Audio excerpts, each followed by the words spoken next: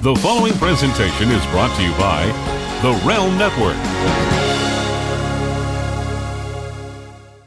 Welcome back to another Impact Wrestling review, everyone. A lot of new faces in this week's show. A lot of new faces, but the return of LAX was absolutely everything. I fangirled. Like, damn, I must have watched the scene when they made their return, like, I must have watched it for like a good 100 times. Like, so glad that they made their return. Gonna get to that at the end of this review. So let's talk about the controversy around who won the title last week, Alberto or Bobby Lashley. So we see Bruce Pritchard and Dutch Mantel, and I don't know who else, with Alberto having a meeting, asking him to relinquish the title. Now, I'm glad that we have a set of authority figures in Impact. For so long, we have not had that. It's been so inconsistent. So that was good. Alberto comes out and he talks about how he's going to beat Lashley. Then we have EC3. He interferes and says that he wants a match with Alberto. Alberto says that he only plays with big dogs. They say a few words to each other. A lot of Spanish in the opening scene.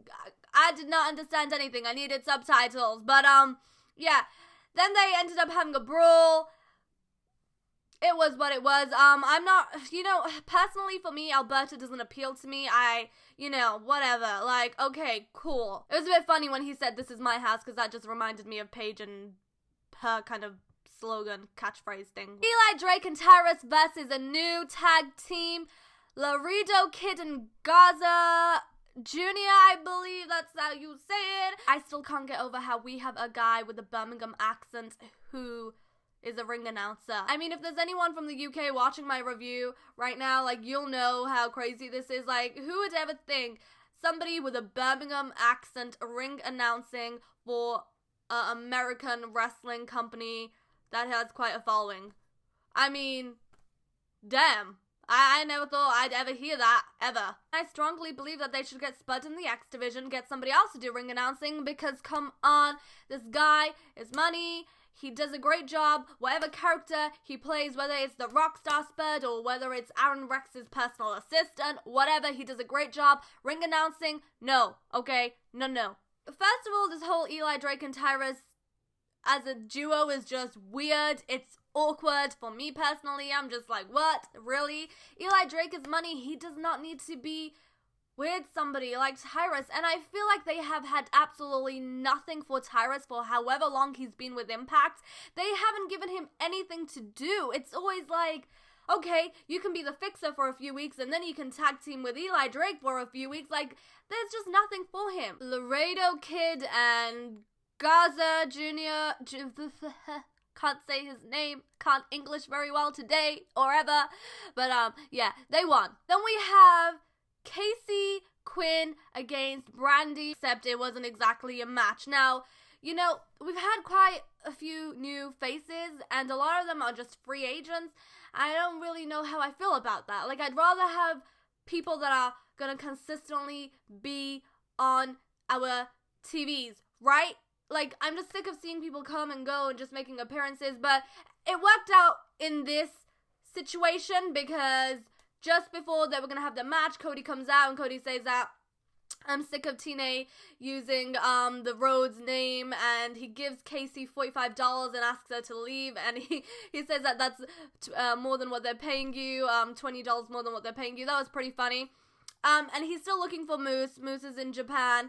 Then Rosemary kind of takes out Casey Quinn. I really think they should just really vamp up Rosemary. She has such an awesome, great character. Dress the girl up. Put her in a PVC outfit. Then we have Ethan Carter against Alberto. This was quite an intense match. It was definitely very intense. At a point, EC3 got a steel chair, and then he was like, should I hit Alberto with it? Shall I not? It was just a bit awkward. I found it to be really awkward, and like, he didn't even use a chair. Alberto gets a cross arm breaker and wins. EC3 tapped out. And then Alberto was like, this is one of my best matches of my career, something along those lines. And I was just like, really? We didn't really get who's a heel and who's a face in this match. It was like, what was the point of it? At least develop the storyline. I mean, make Alberta the heel or EC3 the heel. It's just like, it was whatever. Okay, there's another match. Backstage with Mackenzie Mitchell, she interviews Reno Scum. Yo, they are crazy. Like, oi, oi. They were saying that for far too long. I was like, what? But it was cool. They were cool. They did a good promo backstage. And their look is just so badass. Like, oh, yeah. And we also see EC3 going a bit crazy backstage, kicking a trash can. I don't know what a trash can was doing there. It just fell out of place. Then we have an X Division match. Okay, another X Division match. Braxton Sutter comes out with Ali. Yo, like Braxton Sutter's coming out, but Ali's getting all the chants. Love that. Andrew Everett and Suicide. Remember, a lot of people have taken on the Suicide character, and this time it's Caleb Conley. I really want to see this match to see how he would perform as Suicide. I wanted to see his body language. I wanted to see if he uses, you know, the iconic Suicide moves. I really wanted to see that, and I also loved the promo video for Suicide. Whoa, that was like so badass. It felt like a superhero trailer. It was so well done. But yeah, and Trevor Lee's also in this match with Gregory Shane Helms. Why did I just have to say Gregory Shane Helms? I could have just said Shane Helms. But yeah, again, I love seeing these X Division guys. It's, you know, it's always repetitive, but I always enjoy watching them, and it was a pretty good match. Okay, Caleb Conley, you're playing Suicide, so when you do the whole this thing right there, can you, like, just point your fingers a bit more intensely? I don't know, I'm kind of OCD, so I just need you to be, like, really, you know, into it. Like, I feel like you give us the, like, half hand, like, can you just be really intense when you're doing it? But that dive he did backwards, like, whoa. Great match. Trevor Lee won, retained his X Division championship. What was interesting about this match was Laurel came out from the crowd. She was like shoving chocolate cake in her mouth, still in her wedding dress. Psycho. You know, she got rejected. I loved how Josh Matthews called Ali a homewrecker. That was pretty funny. Although, you know, Josh Matthews on commentary, I know I'm going a bit off topic, but it's just bickering. It's constantly, it's not even commentary anymore. It's just bickering. It's like, cool, Josh Matthews and JB, I think that's an excellent thing to do. Bring it to the ring. On commentary, let's focus on the wrestling. Yes, you can make digs at each other, but they're just constantly bickering like an old married couple, and it kind of just ruins the matches, especially last week.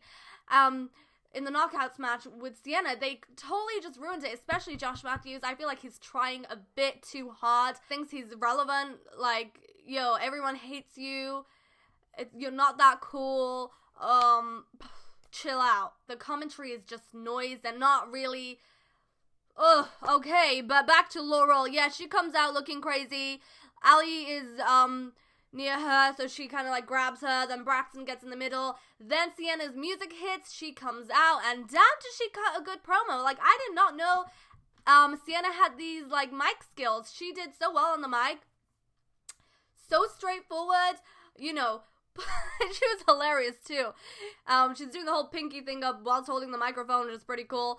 And she just looks like a star. She said at least the first time that Ali and Braxton will sleep together will be in the hospital. You know, she makes a whole Romeo and Juliet reference. She did pretty, I love that. And I just love her music, like her entrance music. Like, you know how I'm a big music person, so like when her music hits, I'm like, oh, just, you know, can you guys put it a bit louder for me? I want Sienna's entrance music to play when I enter my uni lectures, you know, getting into class with my sunglasses on. I want Sienna's music to hit, and then I want to, you know, walk up the stairs, and, you know, everyone's like, damn. Yeah, I do that anyway. Then we have Bruce Pritchard, who comes out in the ring, and it's so funny because Josh Matthews was like, he's going to talk about his podcast now. I totally laughed a little. But he addresses the whole tag team title situation. The Decay come out, they introduce themselves, you know, Abyss is right in his face saying, we are Decay. All three of these guys are so good on the mic, and I just appreciate every time we see the Decay, because you know Impact, you know TNA, they'll ruin a good thing, so just appreciate the Decay whilst we have them, cause you never know. If they ever break the Decay, I'll be so mad. I will cry. Rosemary says, we got the titles from Space and Time for you, and we're entitled to them. Then we have Reno Scum that come out. Then we have,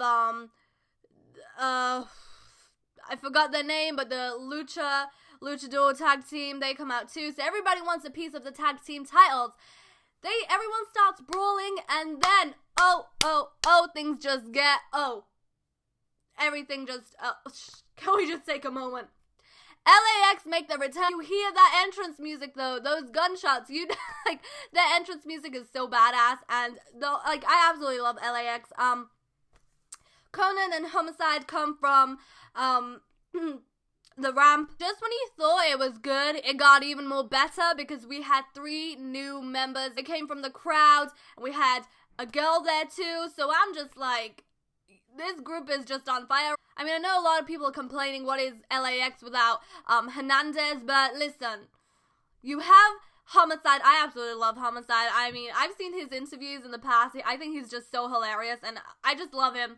You know, you have Homicide and you have Conan. Yes, we don't have Hernandez, but we have 3 new members, and it was so chaotic when they got in the ring and when they attacked the Decay. Like, I don't know what her name is, but like, she went straight for the suplex, and that suplex was like so good too, by the way. Like, everyone was just insane. It was chaotic. I just loved it. It was fantastic, and it's definitely the highlight for me, and I think for everyone. What I really loved was when Rosemary was on the floor and the 2 new guys, they kind of picked her up and helped assist the, I don't know what her name is, but she's awesome, and I think she's gonna bring so much fire to the Knockouts division, and she looks like she's one feisty girl that you would not want to mess with, so I'm just so, like, listen, I'm fangirling right now. So when the girl got up on the ropes and the camera just kind of panned to the side, I was like, yo, what's up, cameraman? I like that shot. But yeah, it was an okay show for the most part, but at the end, everything was like right up here. So I'm excited to see what they do with LAX. I'm really excited for them. And yeah, so let me know your thoughts on this week's Impact show in the comment section down below. LAX, do you like the new members? What did you think? Let me know in the comment section down below. You can tweet me at NonstopShariya. Go check out all the other shows on this channel, and I'll see you next week with another Impact Wrestling review.